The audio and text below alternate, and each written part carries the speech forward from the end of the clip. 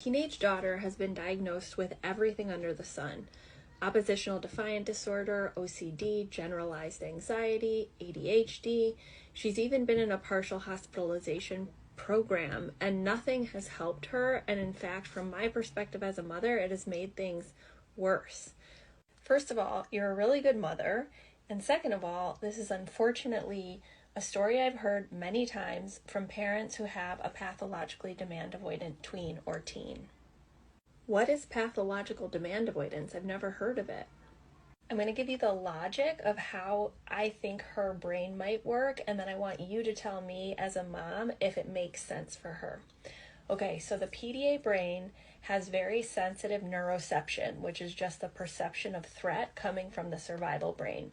And every time the PDA brain perceives a loss of autonomy, meaning freedom and choice in a certain situation, and or perceives a loss of equality, like if someone tries to make them do something or has an energy of power over, authority, or authoritarian stature, again, activates the nervous system, tells the body you're going to die, and goes into fight or flight.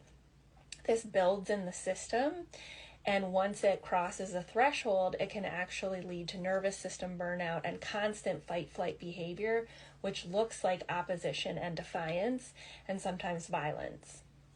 So following that logic, if that's what's activating a trauma response in her brain and body, then it would make sense that every type of therapy we tried to do, whether it was behavioral modification, exposure to things she was anxious about, which caused a trauma response, or any type of parenting or strict consequences, was just setting off her nervous system over and over and over again.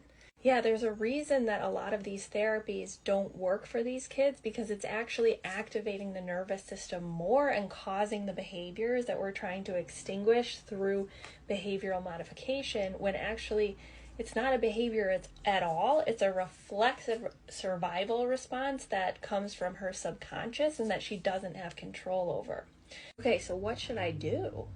Time in your life with your daughter, I want you to tune in to what your intuition has possibly been telling you all along and listen to that, which might lead you to take a break from therapies and really focus on lowering demands, accommodating her nervous system, and focusing on trust and connection between the two of you so that she can get back to a place of nervous system safety and stability.